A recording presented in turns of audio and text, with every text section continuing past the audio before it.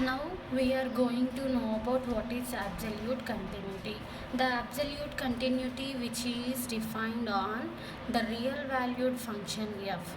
The real valued function f is said to be absolutely continuous on closed interval a comma b if it satisfies these conditions. That is, if it should satisfy the real valued function f should satisfy the condition for each epsilon greater than 0 there is delta greater than 0 such that we are taking closed interval a comma b which can be separate into number of subintervals. So there exists any finite collection of intervals of pairwise disjoint the intervals in closed interval a comma b. That means in a comma b we have the number of subinterval in which whose intersection is equals to 5. Then those intervals are said to be pairwise disjoint. Okay, so in a comma b we have number of subintervals which are, let it be summation I is xi dash I is equals to 1 to n number of subintervals are present in the closed interval a comma b when summation I is equals to 1 to n xi dash minus xi. The length of this interval is xi dash minus xi which is less than delta. Then it should satisfy the condition summation I is equals to 1 to n mod f of xi dash minus f of xi which is less than epsilon. So absolutely continuous means we have to consider the number of subintervals which are present in closed interval a comma b and we are considering summation I is equals to 1 to n this interval of the length which is less than delta. Then we have to show that summation I is equals to 1 to n mod f of xi dash minus f of xi which is less than epsilon. Then the real valued function f is said to be absolutely continuous. So now we are using this definition we are going to prove this lemma. So before going to start the lemma we have to know about the some important points. That is, if f is absolutely continuous on interval a comma b then f is said to be uniformly continuous on a comma b. So if whenever f is absolutely continuous means f is uniformly continuous on closed interval a comma b. So by now we are proving this lemma by using the definition of absolute continuity. So in lemma he given if f is a Lebesgue integrable on closed interval a comma b and f of x is equals to integral f over a comma x plus f of a for all x belongs to the closed interval a comma b, then we have to show that f is absolutely continuous. Absolutely continuous anna uniformly continuous anna okate kada, or in this lemma in indirect way he given that prove that every indefinite integral of linear Lebesgue integrable function is absolutely continuous. The two statements are same.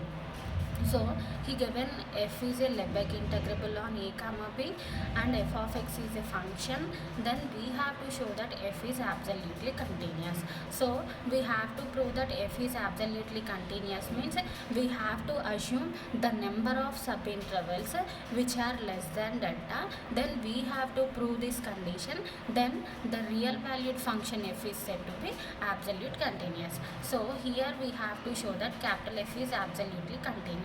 So for this we are considering the number of subintervals which are less than delta, then we have to prove this condition. Okay, so by hypothesis he given f is Lebesgue integrable on a comma b. F Lebesgue integrable means the Lebesgue integrable function is defined on only non-negative function. That means f greater than or equals to 0. That means positive values. On positive values we are Lebesgue integrable is defined. So which can be written as mod f is Lebesgue integrable on closed interval a comma b. So since f is Lebesgue integrable on a comma b, so we are going to use some theorem, that is if f is non-negative measurable function which is Lebesgue integrable, that means f is a Lebesgue integrable, then to each epsilon greater than 0 there exists delta delta greater than 0 such that for any set A subset R equals to E with measure of A is less than delta, which implies integral f over A is less than epsilon. So whenever f is Lebesgue integrable, we use this theorem statement. So in this lemma we have f is Lebesgue integrable. So we are using this theorem 11 to apply this condition for epsilon greater than 0. There exists delta greater than 0 such that for any set A subset R equals to E. Chudandi, A subset R equals to E means here he given the closed interval A comma B. So A is subset R equals to A comma B with measure of A is less than delta. Then by theorem integral f over A which is less than epsilon. Let it be equation 1. So now we have to prove that capital F is absolutely continuous. To show that capital F is absolutely continuous, we have to consider the number of subintervals which are the length is less than delta. So we are considering let xi dash I is equals to 1 to n be a finite collection of pairwise disjoint intervals in A comma B with summation I is equals to 1 to n xi dash minus xi which is less than delta, since by definition of absolute continuity.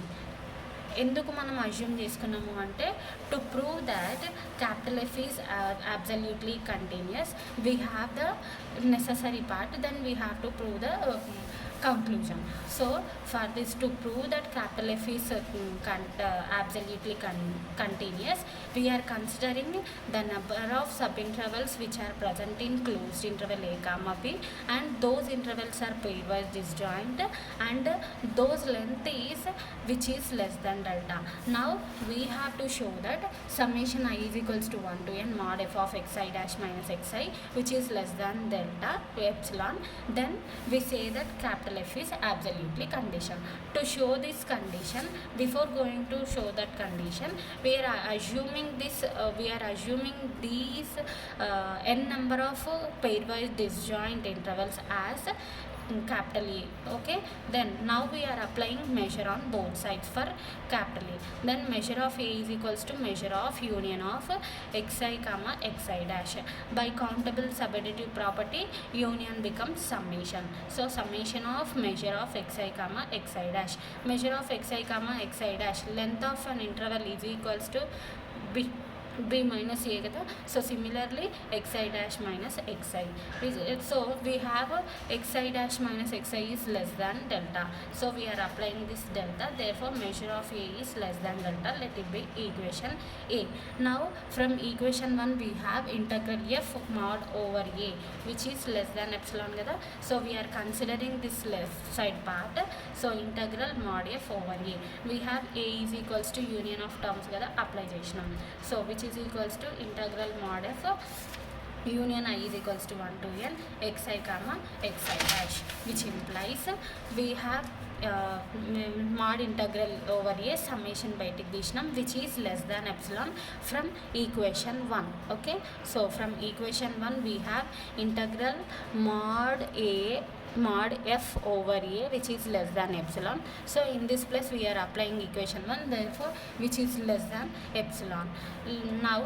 Now considering, now we have to show that this condition, then f is said to be, capital F is said to be absolutely condition. To show that capital F is absolutely continuous, we are considering this part.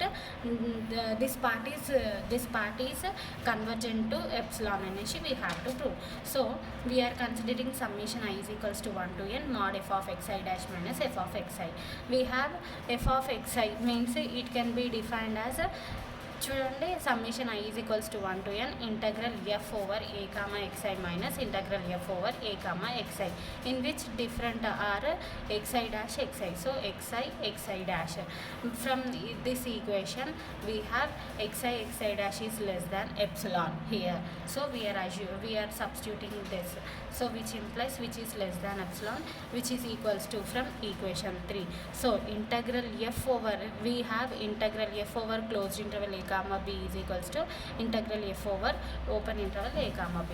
So which implies so xi dash which is less than epsilon, therefore less than epsilon from equation 3, which is equals to less than epsilon ante from equation 1 నుంచి ఏముంది integral mod f over a. So we are substituting here. So which is less than epsilon ఇంతవరకు apply చేస్తే ఇక్కడ అవసరం. So we are applying mod summation I is equals to 1 to n mod f of xi dash minus f of xi which is less than epsilon. So we are proving this condition, therefore f is said to be absolutely continuous on closed interval a comma b, hence we prove the theorem.